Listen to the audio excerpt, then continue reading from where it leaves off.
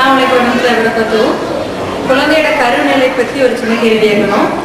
குழந்தை கருவில் இருக்கும்போதே ஸ்கேனில் பார்த்துட்டு குழந்தையோட தோற்றத்தில் ஏதாவது குறை இருக்க தெரிஞ்சதுன்னா குழந்தைய அபாசம் பண்ணிடுறாங்க. இது சரியா தவறு?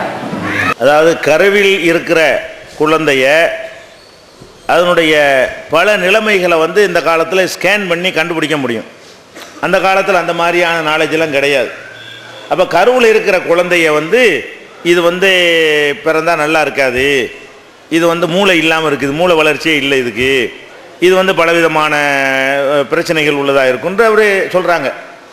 அந்த மாதிரி தெரிஞ்ச பிறகு இந்த குழந்தையுடைய ஆரோக்கியம், போக்குவரத்து, மெடிக்கல் ரீதியாக தகுதியற்றன்னு தெரியும் பொழுது அதை அபார்ஷன் பண்ணிடலாமா, கலைச்சிடலாமான்னு கேட்குறாங்க.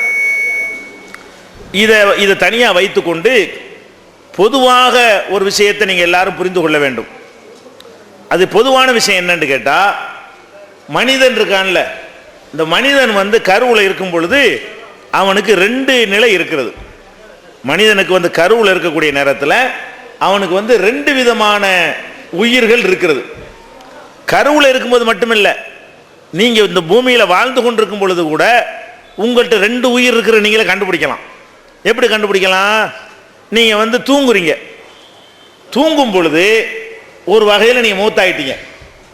தூங்கும்போது உங்களுக்கு சிந்திக்க முடியும், சிந்திக்கிறது தானே மனுஷன், சிந்திக்கிறது தானேங்க மனுஷன். தூங்கையில் உங்களுக்கு சிந்திக்க முடியுமா, பார்க்க முடியுமா, கேட்க முடியுமா? பல விஷயங்கள் முடியாது. பாதி உயிர் போயிடுது, ஒரு வகையான உயிர் போய் விடுகிறது.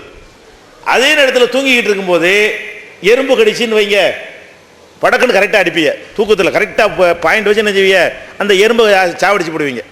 உசுறு இருக்குது பார்த்தா. ஒரு வகையில் பார்த்தா ஏதாவது சொன்னால் அவனுக்கு புரிய மாட்டேங்குது. இன்னொரு வகையில் பார்த்தா உசுறு இருக்கிற மாதிரி படுத்து கிடக்கிறான். கொஞ்ச நேரத்தில் பாடி சூடாயிரும். பாடி ஒரே மாதிரி படுத்து கிடந்துன்னு வைங்களேன், அந்த மெத்தையிலையோ கட்டிலையோ பாயிலையோ படுக்கும் பொழுது அதனுடைய சூடு காற்று பத்தாது. அப்போ நம்ம உடம்பே என்ன செய்யும்னா ஹீட் ஆச்சு பிறட்டுறான்னு சொல்லணும். நம்மளை அறியாமல் பிறண்டுருவோம். தூங்கும்போது பிறண்டு படுக்கிறான்ல, எதுக்கு பிறண்டு படுக்கிறான்? அந்த ஹீட்டான உடனே அந்த பாடி இதுக்கு மேலே நம்ம ஹீட்டு தாங்காது போயிருந்த உடனே அப்படியே குப்புறவோ ஒரு கிழிச்சோ பல மாதிரி படுத்துக்கிறோம். இது நம்மளாக தான் முடிவு எடுக்கிறோம். சூடாயிடுச்சு போதுமான. இது மூளையெல்லாம் தீர்மானிக்கிறது இல்லை. எந்திரிச்சவனை உங்கள்கிட்ட கேட்டால் எத்தனை எந்திரிச்சுன்னு கேட்டால் சொல்ல தெரியுமா உங்களுக்கு? முடிச்சிட்டாரு, எத்தனை உங்கள் பாடி சூடாச்சு, எத்தனை தடவை பிறண்டு படுத்தியன்னு கேட்டால் அவர் சொல்லுவாரா? எத்தனை எறும்பு அடிச்சிய, எத்தனை தடவை சொரிஞ்சியன்னு கேட்டால் சொல்ல தெரியுமா? சொல்ல தெரியாது. ஆனால் கரெக்டாக நடக்கிறதெல்லாம் அந்த காரியம்லாம் நம்மள்ட்ட என்ன செய்யும், நடக்கும். அப்போ இது எப்படின்னு பார்க்கும் பொழுது அல்லாஹ் நமக்கு இதுக்கு பதில் சொல்கிறான். அல்லாஹு யதவஃபல் அன்ஃபுஸ ஹீன மௌத்திஹா, ஒருவர் மரணிக்கக்கூடிய நேரத்தில் உயிர்களை அல்லாஹ் கைப்பற்றி கொள்கிறான். இந்த மரணிக்கும் போது கைப்பற்றிக்கிறான். அதே மாதிரி உள்ளத்தி லம் தமுத் ஃபி மனாமிஹா, மரணிக்காத உயிர்களை தூக்கத்தின் போது அல்லாஹ் கையில் எடுத்துக்கொள்கிறான். இப்போ யும்சிகுல்லத்தி கலா அலைகள் மௌத், மரணத்தை விதியாக்கிய உயிர்களை கைவசத்திலே வைத்துக் கொள்கிறான்.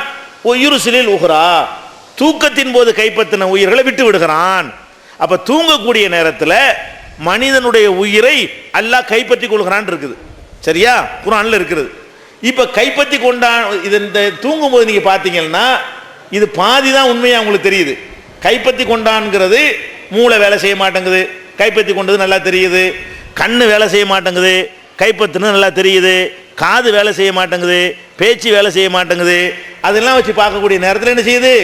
ஆமாம் கரெக்டு தான் அப்படின்னு தெரியுது. அதே நேரத்தில் இன்னொரு வகையில் பார்த்தா என்ன செய்யுது? ரத்தம் ஓடிக்கிட்டு இருக்குது, உயிர் கைப்பற்றலன்னு விளங்குது. அதே மாதிரி திண்ட சாமான்லாம் அரைக்கப்படுது ராத்திரியில் தூங்கும்போது, அந்த மிஷின் வேலை செஞ்சுக்கிட்டு தான் இருக்கிறது. அப்போ சாவலன்னு நல்லா தெரியுது. உயிரை கைப்பற்றல இல்லை, உயிர் கைப்பற்றி இருந்தால் திண்டு ஜீரணமாகுமா? ரத்தம் ஓடிக்கிட்டே இருக்க, ரத்த ஓட்டம் நடந்துக்கிட்டே இருக்கிறது, மூச்சு ஓடிக்கிட்டே இருக்கிறது. அப்படிங்கும் பொழுது தான் விஞ்ஞானிகள் ஆய்வு செஞ்சு சொல்கிறான், மனிதன்ட்ட ரெண்டு விதமான, இந்த வசனத்தை ஆராய்ச்சி பண்ணிட்டு ஒருத்தன் இஸ்லாத்துக்கு வந்தான். ரெண்டு விதமான உயிர் இருக்குது. ஒன்று மனிதன் என்று தீர்மானிப்பதற்கு உரிய உயிர், இன்னொன்று உயிர் கால்நடைகளுக்கு இருக்கும்ல உயிர், அந்த மாதிரியான உயிர். கால்நடைகள் ஆடு மாடு கழுத குதிரைக்கெல்லாம் உயிர் இருக்குல்ல, அந்த உயிர் சிந்திக்குமா, அந்த உயிர் பேசுமா? அந்த மாதிரியான ஒரு உயிர் என்ன இருக்கிறது மனுஷனுக்கு இருக்கு. மனுஷன் ரெண்டு உயிரில் மிக்ஸ் ஆகிருக்கிறான். மனிதன்கிற உயிர் வேற, அதுக்கு மேலே உயிருக்கு மேல் உயிர், ரெண்டு விதமான உயிர் நம்மள்ட்ட இருக்கிறது. ஒரு உயிர் அல்லாஹ் எடுத்துக்கொள்கிறான், ஒரு உயிர் மட்டும் இருக்கிறது. அப்ப வந்து இது ஒரு அடிப்படையை வச்சுக்கிறங்க. அதே மாதிரி வந்து கருவறையில் இருக்குதுல்ல, கற்பறையில் ஒரு உயிர் வளரும் போது சொல்லும் பொழுது கூட 120வது நாள்ல தான் மலக்கு வந்து உயிரை ஊதுறாரு. ஹதீஸ்ல இருக்கிறது, புகாரில் என்ன இருக்கு, முஸ்லீம்ல இன்னும் பல நூல்கள் ஹதீஸ் இருக்கிறது. அதாவது 120 நாள் வரைக்கும் உயிர் ஊதாம 120வது நாள் தான் என்ன செய்யப்படுது, கருவறையில் உயிர் ஊதப்படுதுன்னு வருது. அப்போ 120 நாள் உயிர் இல்லாமல் எப்படி வளர்ந்துச்சு? உயிர் இல்லாமல் இப்படி வளர்ந்துச்சு. ஒரு தடவை உடலுறவு கொள்ளக்கூடிய விந்து துளி இருக்குதுல்ல, அதில் 30 லட்சம் உயிரணு இருக்குங்கிறான். அப்படின்னா அது 30 லட்சம் பங்கு ஆக்கிக்கிறங்க. அவ்வளவு சின்ன பொருளாக கருவறைக்குள்ள சென்றது வந்து 120 நாளில் எவ்வளோ பெருசாக வளர்ந்துருக்கிறது. பலவிதமான மாற்றங்கள் அதில் இணைஞ்சிருக்குது. அதை வந்து சதை எல்லாம் உண்டாகி ஒரு கட்டியாக உண்டாகி விட்டது. அப்போ இந்த 120 நாள் வளர்ந்துச்ச, உயிர் இல்லாமல் வளர்ந்துச்சு, உயிர் இருக்கிறது. ஆனால் மலக்கு போய் 120 நாளில் உயிர் ஊதுறாருன்னு வேற வருது. மலக்கு போய் என்ன செய்கிறாரு, 120வது நாள் வந்த உடனே 3வது 40 நாள் வந்த உடனே மலக்கு என்ன செய்கிறாரு, உயிரை ஊதுகிறாரு. 120 4 மாதம் கழிச்சு தான் உயிர் கொடுக்கப்படுதுன்னு வருது. இப்போ நமக்கு 2 உயிர் வழங்குறது. அது வளர்வதற்குரிய உயிர் இருந்துக்கிட்டு தான் இருக்கிறது. அந்த உயிரணுவிலே உயிர் இருக்கிறது. உயிர் இருக்க போய் தான் நீச்சல் அடிக்குது. கருவறைக்குள்ள நீச்சல் அடிக்கும். உள்ள போன உடனே சுத்திக்கிட்டே வரும். அதுக்கப்புறம் என்ன செய்யும், அந்த ஓரமா ஒரு கற்பப்பையுடைய சுகத்தில் போய் ஒட்டிக்கிட்டு அப்படியே அட்டைப்பூச்சி மாதிரி பிடிச்சி தொங்கி கொண்டே வளரும். அப்போ அந்த வளர்ந்து கொண்டே இருக்கக்கூடிய நேரத்தில் உயிர் இருக்க போய் தானே வளருது. இது வளருமா? அது வளருது கருவறையில். அப்போ அதில் வந்து எல்லா விதமான, இன்னும் சொல்ல போனால் அந்த மாதிரி கட்டி எடுத்து நீங்கள் ஆய்வுக்கு அனுப்புனீர்களே ஆனால் அதில் ஏராளமான உயிரை கண்டுபிடிக்கக்கூடிய செல்கள்லாம் அதில் இருக்கக்கூடியது என்ன செய்யலாம், ஆய்வுலையும் கண்டுபிடிக்கலாம். உயிர் அதில் இருக்கிறது. இப்போ என்ன இது எதுக்கு நான் சொல்ல வர்றேன்னு கேட்டால், மனிதன் என்கிற உயிர் இருக்குல்ல, அது வந்து 120வது நாளில் தான் ஊதப்படுது. மனிதன்கிறதுக்கு முன்னாடி ஒரு ஆடு மாடு கழுத குதிரை அளவுக்கு உள்ள உயிர் இருக்குல்ல, வெறுமனே வளரும். அது சிந்திக்காது, மனிதனுக்குரிய எந்த அம்சமும் இருக்காது, ஆனால் வளரும். அந்த மாதிரியான உயிர் வந்து உள்ள அந்த கருவறையில் நுழையும் போதே அது வந்து விடுகிறது. அப்போ இந்த 120 நாளும் இருந்த உயிர் என்பது ஒரு உயிரினம், ஆடு மாடு கழுத குதிரை இருக்குமே, அந்த மாதிரியான ஒரு அடிப்படையில் உள்ள உயிர் என்றும் 120 நாளைக்கு பிறகுதான் மனிதன் என்ற உயிர் ஊதப்படுகிறது என்று இப்போதைக்கு விஞ்ஞானிகள் கண்டுபிடிக்கிறான். எந்த அளவுக்கு கண்டுபிடிக்கிறான்னு கேட்டால், இந்த 120 நாளைக்கு முன்னாடி உள்ள ஒரு கருவை கொண்டு போய் டெஸ்ட் பண்ணோம்னு சொன்னால் அது மனிதனுடைய கட்டின்னு சொல்லவே இயலாது. 120 நாளைக்கு பிறகுதான் என்ன செய்கிறது, மனிதனாக அவன் ஊதப்படுகிறான். மனிதன் என்று தீர்மானிக்கிற உயிர் அப்பதான் கொடுக்கப்பட்டு அதுக்கு பிறகுதான் மனிதனுக்கு உரிய அந்த செல்கள்லாம் உற்பத்தியாகி கண்ணுக்குள்ள செல்லு கண்ணுக்கு ஒடியாரும், காதுக்குள்ள செல்லு காது பக்கம் வரும். அந்த செல்கள்லாம் அப்புறம் தான் உற்பத்தியாகி மனிதனாக இப்போ நம்ம இருக்கிறோம்ல, இந்த பிறவி எடுக்கிறது, இதற்கான உயிர் வந்து இதற்கான புரோகிராம் வந்து 120வது நாளில் தான் வைக்கப்படுகிறது என்று இன்றைய விஞ்ஞானிகள் கண்டுபிடிச்சு சொல்றார்கள். இது அல்லாஹ் அப்படி சொல்லி காட்டுகிறான். சதக்கட்டியா இருந்தது, அப்புறமேல் மெல்லத்தக்க அளவுக்கு ஒரு இதாக ஆனது. அதுக்கு பிறகு வந்து என்ன செஞ்சது, வளர்ந்த பிறகு உருவாக முகல்லகத்தன் கைர முகல்லகத்தின், அது வந்து உருவாகியும் உருவாகாமலும் இருக்கக்கூடிய ஒரு வடிவத்தில் அடைந்தது. இப்படிலாம் சொல்லிவிட்டு சும்மா அன்ஷனாஹு ஹல்கன் ஆகர், அதுக்கு பிறகுதான் வேறு படைப்பாக நம்ம படைக்கிறோங்கிறான்ல.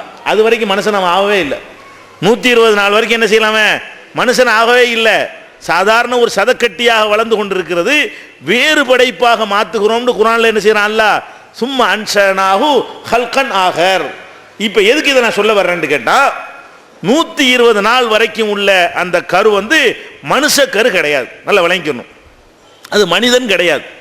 120 நாளைக்கு பிறகு உண்ட சயின்டிஃபிக்காகவும் சரி குரான் ஹதீஸ் அடிப்படையிலையும் சரி, ஒரு வயிற்றில் ஒரு கரு உண்டாயிடுச்சுன்னு சொன்னால் 1 மாதத்துலையோ 2 மாதத்துலையோ 3 மாதத்துலையோ 4 மாதத்துலையோ நீங்கள் வந்து அதை வந்து ஒரு தேவைக்காக நீங்கள் கலைத்தீர்களேயானால் உயிரை கொன்றீர்கள் என்கிற குற்றம் வராது. லா தக்துலு அவுலாதக்கும், உங்கள் குழந்தைகளை கொள்ளாது, காரணமே இல்லாமல் செஞ்சா கூட உயிரை கொன்றீங்கன்னு வராது.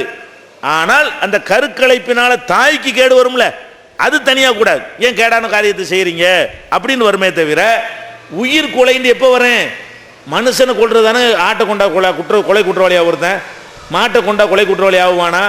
அந்த ரேஞ்சில் தான் 120 நாள் வரைக்கும் இருக்கிறது. 120 நாளைக்கு பிறகு இதை பற்றி நம்ம குர்ஆனுடைய தமிழாக்கத்தில் அந்த பின்னுரை விளக்கத்தில் நினைஞ்சிருக்கிறோம். வேறு படைப்பாக மாற்றினோங்கிற தலைப்பில் இந்த விஞ்ஞான ப்ரூஃபுகள் எல்லாம் ஆதாரத்தோட நம்ம எழுதியிருக்கிறோம். தமிழாக்கம் வந்தவங்க போய் படித்து பார்த்துக்கிறங்க. அப்போ எதுக்கு இதை சொல்கிறோம்னு கேட்டால், கருவில் குழந்தை உண்டான பிறகு நீங்கள் என்ன செய்யலான்னு கேட்டால், ஒரு காரணம் இல்லாமையே அது வேணா தேவையில்லை, 2 பிள்ளை இருக்குது, எனக்கு கஷ்டமாக இருக்குது, சிரமமாக இருக்குது என்றெல்லாம் கூட இந்த மாதிரி ஸ்கேன்லாம் பண்ண வேண்டியதில்லை. சும்மாவே நீங்கள் நினைத்தீர்களே ஆனால் அதனால் உங்களுக்கு கேடு வராது என்று இருக்குமே. ஆனால் அந்த கருவை கலைத்தால் அதில் குழந்தையை கொலை செய்தது வராது. அதுக்கு பிறகு 120 நாளைக்கு பிறகு உள்ள ஸ்டேஜாக இருக்குமே. ஆனால் அதில் ஏதாவது ஸ்கேன் பண்ணி பார்த்து அதில் ஏதோ மூளையே இல்லை, இது பிறக்கிறது நல்லது இல்லை, தாய்க்கு நல்லது இல்லை, கேடு வரும் என்கிற மாதிரி சொல்வார்களே. ஆனால் அதுக்கு நீங்கள் என்ன செய்யணும், அனலைஸ் பண்ணி பார்க்கணும். ஒவ்வொரு மனிதனுக்கு நிர்பந்தமான ஒரு நிலையில் அவங்களுக்கு ஒரு மார்க்கத்தில் ஒரு அனுமதி இருக்கிறது. பொதுவாக தடுக்கப்பட்ட ஒரு காரியங்கள் கூட அவருடைய தாங்கும் சக்திக்கு தகுந்தவாறு மாறுமா இல்லையா? சில ஹராமான விஷயங்களை கூட ஒரு நிர்பந்த நிலைக்கு ஆளாகவும் செய்யலாம். சாப்பாடே கிடைக்கல, ஒரு வழியுமே இல்லை, செத்து போன ஒரு ஆடு தான் கிடக்குது, அதை திண்டா தான் பிழைக்க முடியும், திங்கலாமா இல்லையா? திங்கலாம். சாதாரணமாக திங்கக்கூடாது, அந்த நிர்பந்தமான நிலையில் என்ன செய்யலாம், திங்கலாம். அதனால் நீங்கள் என்ன செய்யுங்க, 120 நாளைக்கு முன்னாடி உள்ள ஸ்டேஜாக இருக்குமே. ஆனால் அதில் உள்ள நன்மை இருந்தால் நீங்கள் ஒன்றும் பிரச்சனையே கிடையாது, எல்லாருமே அதை செஞ்சிடலாம் சாதாரணமாக. அதில் கருக்கலைப்பு செய்தால் குழந்தையை கொன்ற குற்றம் வராது. அதுக்கு மேலே உள்ள ஸ்டேஜாக இருக்குமே. ஆனால் நீங்கள் எடை போடணும். அந்த டாக்டர் சொல்லக்கூடியதுனால இதனால் வரக்கூடிய கேடு பயங்கரமான கேடு தானா, இந்த கேடு இருந்தால் அந்த குழந்தைக்கு வாழ முடியாது தானா, அதனுடைய நன்மையை நானோ நீங்களோ தீர்மானிப்பதை விட ஒரு தாய்க்கு தீர்மானிக்க இயலும். அவங்களுக்கு கரெக்டாக தெரிஞ்சிடும். இந்த மாதிரி இருந்தால் மூளை மந்தமாக இருப்பான், உதாரணமாக சொல்கிறேன், ஸ்கேன் பண்ணிட்டு சொல்கிறாங்க இந்த புள்ள பிறந்தா மந்தமாக இருக்கும் அப்படிங்கிறான். மந்தமாக இருந்தால் இருந்துட்டு போகுது, அதுக்கே அவனி என்ன அழிக்கணும், எல்லாம் பிரைட்டாக அது அப்படியே எல்லாம் ஐன்ஸ்டீன் மாதிரி நியூட்டன் மாதிரி புத்திசாலி தான் பிறக்குன்னு சொல்ல முடியுமா? அப்போ அப்படி எதிர்பார்க்கக்கூடாது, மந்தமாக இருந்தால் இருந்துட்டு போகின்ற வேண்டியதுதான். அல்லது அவன் சொல்கிறான் மூளையில் கேன்சர் இருக்குது, இப்போ பிறந்ததுலேருந்து அது கொஞ்சம் வேதனைப்படும், துடிக்கும், உங்களுக்கு தாங்க முடியாதுன்னு சொல்கிறான்னு வைங்க. உங்கள் தாய்க்கு தெரியுமா இல்லையா, அம்மாடி அப்படி இருந்தால் கஷ்டப்படுமே, அது வேணாம் ஒன்றும் அப்படிங்கிற மாதிரி அது ஒரு நிர்பந்தம். அப்போ இது என்ன சொல்கிறான், அந்த காரணம் என்னன்னு பார்த்து இது நன்மையா தீமையா நீங்களாக முடிவு பண்ணி உங்கள் மனசாட்சிக்கு இந்த மாதிரி ஒரு கண்டிஷனில் ஒரு பிள்ளை இருப்பது நல்லது இல்லைன்னு நீங்கள் நினைத்து அதை அல்லாஹ் ஏற்றுக்குருவான் என்று உங்களுக்கு பட்டு செய்தால் குற்றமாகாது. சின்ன சின்ன அற்பமான காரணத்துக்குலாம் இந்த பிள்ளை சளி பிடிச்சிக்கிட்டே இருக்கும், அதனால் கலைச்சி பிடிக்காங்க, போடா நான் சளி பிடிச்சா பிடிச்சிருப்பது பெண்ணு, அதனால் இப்படிலாம் சொல்லுவாங்க. பல சின்ன சின்ன சின்ன விஷயங்கள்லாம் சொல்லுவாங்க. ஒரு விரல் இருக்காது, விரல் இருந்துட்டு போதே பெண், அதனால் என்ன, இதெல்லாம் கொள்றதுக்கு உள்ள ஒரு விஷயமா இதெல்லாம். அப்போ அந்த சொல்லக்கூடிய விஷயம் பாரதூரமான ஒரு பாதிப்பை ஏற்படுத்தக்கூடியதாக இருந்து அப்படி உங்களுக்கும் பட்டால் அப்போ நிர்பந்தங்கிற முறையில் செய்யும்போது தடுக்கப்பட்டது என்ன செய்யப்படும், மன்னிக்கப்படும். அது அவரவர்கள் தீர்மானித்து கொள்ள வேண்டும்.